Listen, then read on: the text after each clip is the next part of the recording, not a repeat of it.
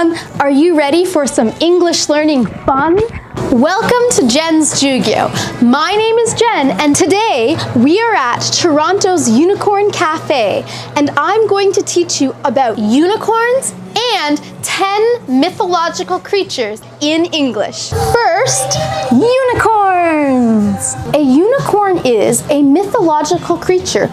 Mythological means that some people think it could be real, but many people don't believe it exists. However, there is no proof either way to say that this creature is real or is not real. A unicorn is a great example of a mythological creature because throughout history you can actually see references to unicorns. Unicorns look like horses, but they have long horns coming from the top of their heads. And throughout history, in the Middle Ages in Europe, people believed that a unicorn's horn was magical. It could cure poison. This is a big deal. So if people were dying from sicknesses and illnesses, a unicorn's horn could heal them. So as a result, people would pay a lot of money for unicorn horns. Unfortunately, most of the time the horns were actually tusks from elephants or the narwhal's horn. Poor narwhal. Narwhals are not mythological creatures, but they have one big horn just like unicorns do. These days, there's been a lot of interest in unicorns coming up again in pop culture. Hence, this unicorn cafe with these unicorn waffles. I think part of the reason why unicorns are becoming more popular again is because they are a symbol of innocence and purity, as well as bravery and individuality, as well as elusiveness. Everybody wants to be rare and magical and special, and I think that's something that these days this generation is really holding on to. We want to feel like we are rare and special to someone, and that's why I think you see unicorns becoming more popular again in today's society. As such, we have trends like unicorn foods and unicorn cafes. I mentioned the word elusive. Elusive means rare, but also hard to catch. Did you know that in the Middle Ages, when people were looking for unicorn horns to use as medicine, they thought the only way that you could trap a unicorn, the only way you could catch a unicorn, because they're very hard to catch, would be to get a pure, innocent virgin to come. And unicorns would be led to that innocent virgin because of her purity and her innocence. And that's the only way you could get the unicorn to appear so that you could capture it.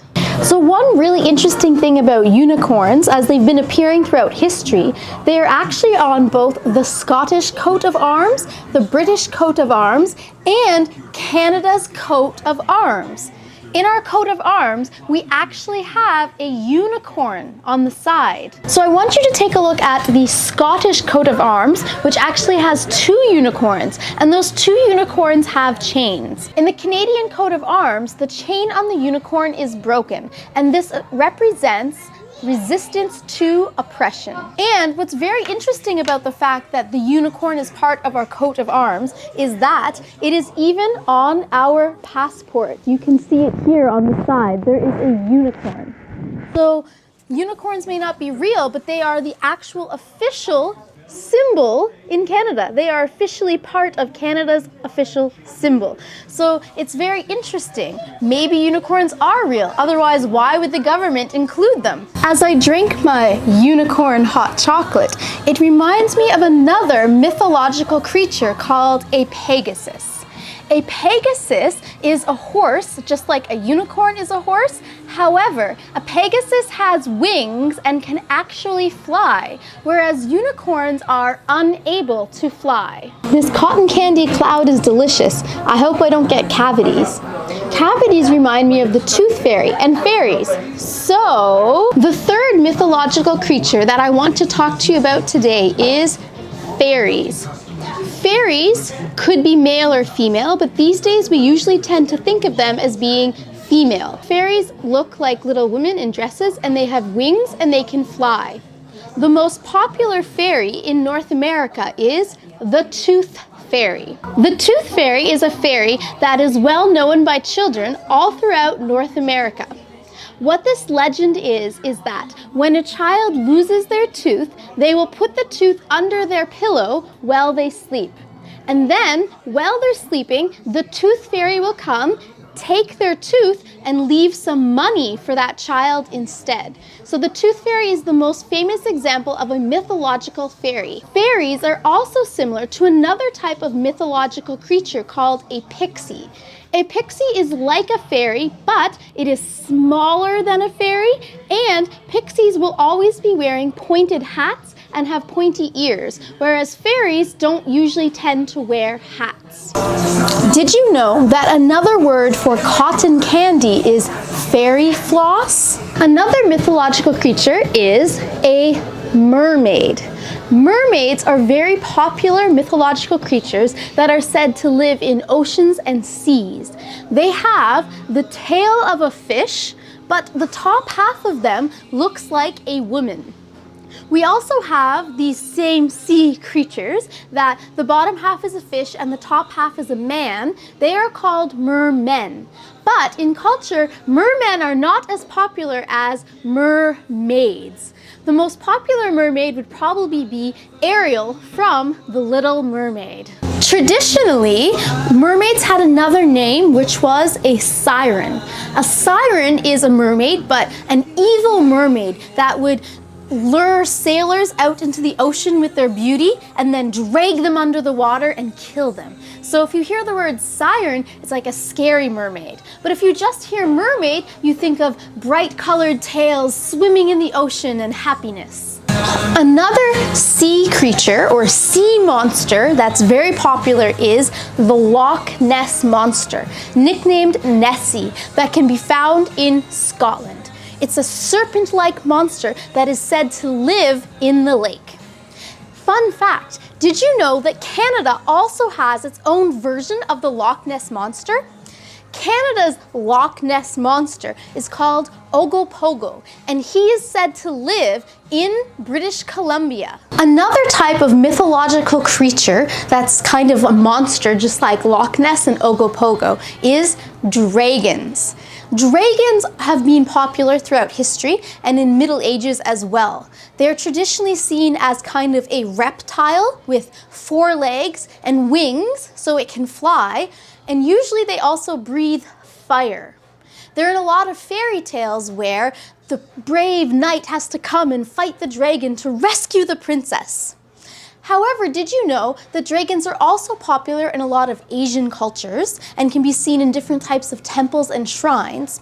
In addition, there is also a dragon on the Welsh flag and the flag of Bhutan. This unicorn milkshake is really big. Our next mythological creature is also really big. In fact, his name is Bigfoot. Bigfoot is also known as Sasquatch. It is a giant human ape-type creature that is often seen in North America, specifically on the west coast in Canada and in the US as well.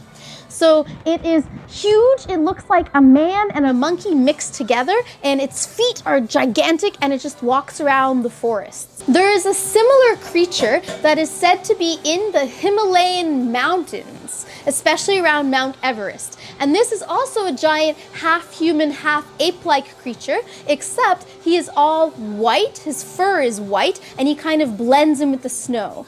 This mythological creature is known as a Yeti, or instead of Yeti, some people use the expression an abominable snow monster. So the abominable snow monster, or a Yeti, is this giant creature that is found in the mountains. And then Bigfoot or Sasquatch is the giant ape-like, human-like creature that is found in the forests. Ow! Ow, ow, ow! Our next mythological creature is a werewolf. A werewolf.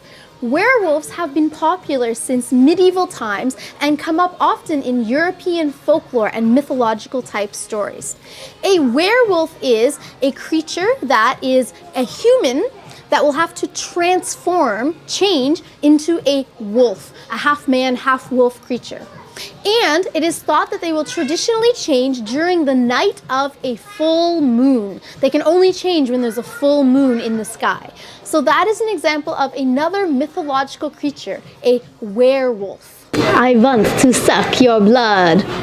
Or this giant milkshake. Our next mythological creature that I want to talk to you about is vampires.